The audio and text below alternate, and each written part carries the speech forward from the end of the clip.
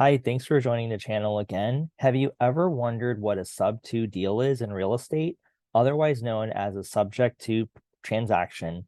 A sub-to deal is when a seller works with an investor or a buyer, and usually the seller is needing to get out of the property, and sometimes they're not able to place the property on the real estate market for some reason, or they don't want to place it on the market.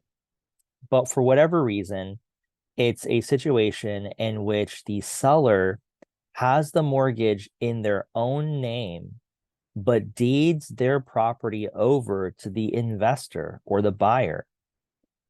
The investor or the buyer then gains equitable title, but the mortgage is still in the seller's name. A lot of times these are not recorded in the clerk of court, and the lender for the seller does not always know that this happened. In fact, they don't usually know. Now, before we go any further, I just want to tell everyone that this video is not giving any legal advice. If you have any questions about your particular situation, or if you're wondering if this is something you should do as a buyer or a seller or as an investor, you need to seek the counsel of your licensed attorney in the state in which you live. You need to consult a licensed real estate agent, consult a finance professional, and none of the discussion in this video should be taken as legal advice. It is here just for entertainment and education purposes only. All right, so now back to sub-to deals. In these particular deals, like we said, the lender doesn't know that the payments have been taken over by the investor. And so what happens is the property is still in the seller's name. The investor or the buyer is making the payments. So the payments are getting made. Now, the new owner is going to end up being the person that's making the payments. And usually what happens is when these sub-to deals initially start, there's usually an instrument that's signed by the seller, and it's usually kept in a safe place, sometimes a bank account, sometimes a third party holds it. And essentially, it will be an instrument that will declare that the buyer or the investor will be able to own this property or will get deeded to that individual when the investor, when the buyer has paid the property off. Now, what can happen sometimes is, and this is why it's really important to have some type of legal counsel whenever you're doing a sub-to deal. Sometimes when the lender finds out, they may initiate something called a due on sale clause. And by the way, the due on sale clause is really rare. It's very rare that a lender will declare due on sale.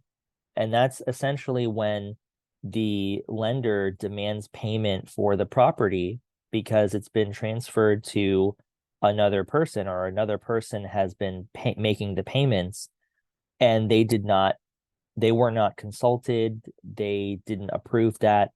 There are some loans, for example, FHA loans, where you're not allowed to do these particular types of deals.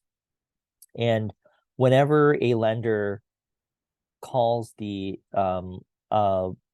lending situation to be due on sale, when they initiate the due on sale clause in the original agreement that was signed between the seller and the lender, then what will happen is the seller and the investor or the buyer will need to retain legal counsel, and legal counsel will guide them through the process on how to remedy that situation in such a way that they can still maintain the transaction that they've been conducting thus far.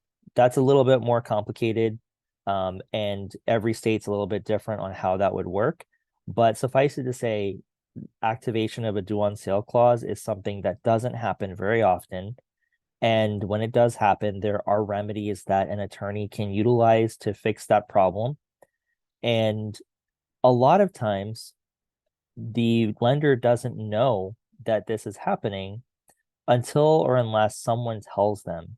It could be that someone inadvertently requested the information from the lender, which made them look into this situation. Sometimes, if the lender is very small, like a small bank or a small credit union, they may not care if someone else is making the payments besides uh, the seller, the person that originally took out that mortgage. But a lot of times these organizations, the lending institutions, they sometimes, if they're small enough, they may not care as long as someone's making the payments. The larger organizations, larger banks, larger lending institutions, they may care, and they may accelerate or they may initiate the due on sale clause. But like I said, that's really uncommon for that to happen. Sometimes when a property is sold, or when a property is the payments are being taken over by the investor, and the investor is occupying the home, sometimes the neighbors may not like it, or the family members of the sellers may not like it, and they may tell the lender. So sometimes that's how the lender finds out. But essentially, that is what a subto deal is. That's what a subto transaction is. And like I said, if you have any additional questions, if you're concerned about this situation, if you're wanting to do this particular type of transaction, whether you're a seller or an investor or a buyer, or if you are experiencing the due on sale clause, then you would probably want to get the advice of your licensed real estate attorney in your area. And this is just a very small snippet of information about subto deals, subto transactions.